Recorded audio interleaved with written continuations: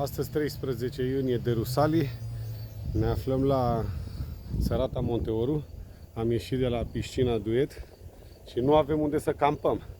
Ne aflăm în parcare exact în dreptul campingului. Camping pe care am să vi-l prezint. Este un camping părăsit al unei persoane pe nume Văcăroiu. Nu știu cine este. Hai, Blechi. Și am să dau o tură pentru că poarta e deschisă, nu și pentru vehicule, însă e deschis la intrare să te poți plimba ca într-un parc. Acesta de aici este campingul.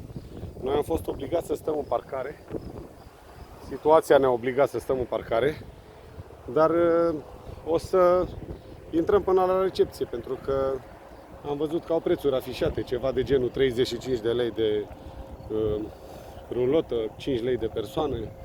Am fost și am întrebat aici la piscină, unde ne cunoaștem cu doamna de la recepție de la pensiunea Duet și piscină și ne-au spus că nu au detalii să ne dea, decât că este de vânzare și este al lui domnul Văcăroiu. Acum am luat un pic trotineta să ne mișcăm mai repede pentru ca videolețul să nu fie plictisitor. Hai sus, Blechi, și plimbăm și cățelul, îmbinăm plăcutul cu utilul. Prețurile la căsuță erau de la 70 de lei, rulotele 35 și persoana 5 ron. Data trecută tot așa am găsit aici, un lacăt. Acum poarta pietonală este deschisă. Apreciez că sunt 5.000 de metri aici, pe vreo 2-3 alei, unde găsim niște căsuțe care sunt drăguțe, chiar dacă nu sunt îngrijite. Totul pare părăsit pentru că iarba de aici are deja 1 metru.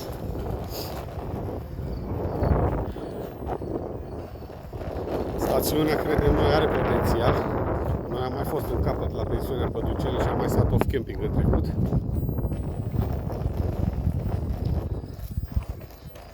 Ne-a plăcut aici.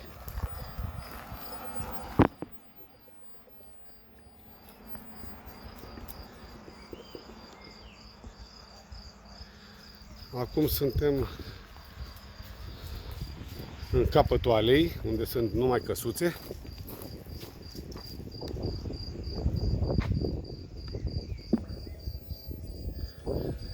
Iar camperul am fost obligați să-l lăsăm la stradă și probabil că o să plecăm de aici pentru că noi știm o zonă de off-camping în direcția aceasta, lângă pensiunea Păduceni, la pădure, de unde se poate face și o excursie, o drumeție.